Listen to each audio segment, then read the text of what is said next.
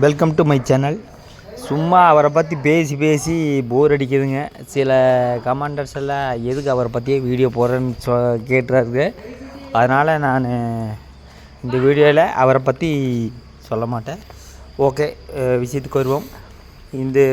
இது வந்து கேரளா மாநிலம் மலப்புரம் டிஸ்ட்ரிக்டில் உள்ள ஒரு அமைந்துள்ள ஒரு இடம். இடம் பார்த்திங்கன்னா அப்படியே ஃபஸ்ட் கிளாஸாக இருக்குது. பார்த்திங்கன்னா நடுவில் ரோடு, இந்த பக்கம் தேக்கு, ரப்பரு, அந்த பக்கம் ரப்பர், பூரா ரப்பர் வெட்டி இப்போ காலை சுமார் 8 மணி அளவில் இருக்கும். பார்த்திங்கன்னா அந்த ரப்பர் வெட்டிட்டு போயிருப்பாங்க. ரப்பர் வெட்டுற டைம்னா விடிய காலையில் 2 மணிலேருந்து 6 மணிக்குள்ளே வெட்டிட்டு போயிடுவாங்க. அதுக்கப்புறம் தான்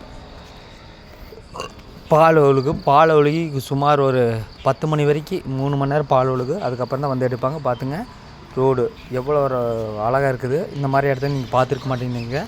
இந்த மாதிரி இடம் எங்கேயுமே இருக்காது.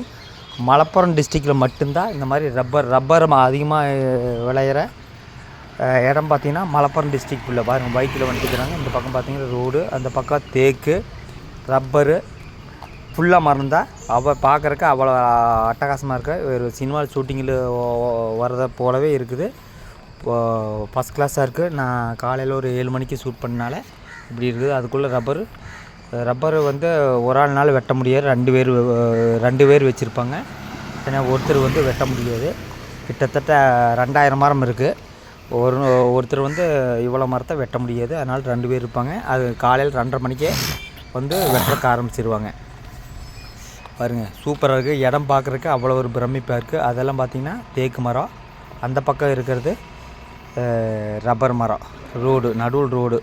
இது ஒரு ஊருக்கு போகிற வழியே இப்படி சூப்பராக இருக்குது. ஏன்னா இந்த ரோட்டுக்கு நடுவில் ரோடு, இந்த 2 பக்கம் மரமாக தான் இருக்குது. இந்த ஏரியா ஃபுல்லாக மரம் இல்லாத ஏரியாவே கிடையாது.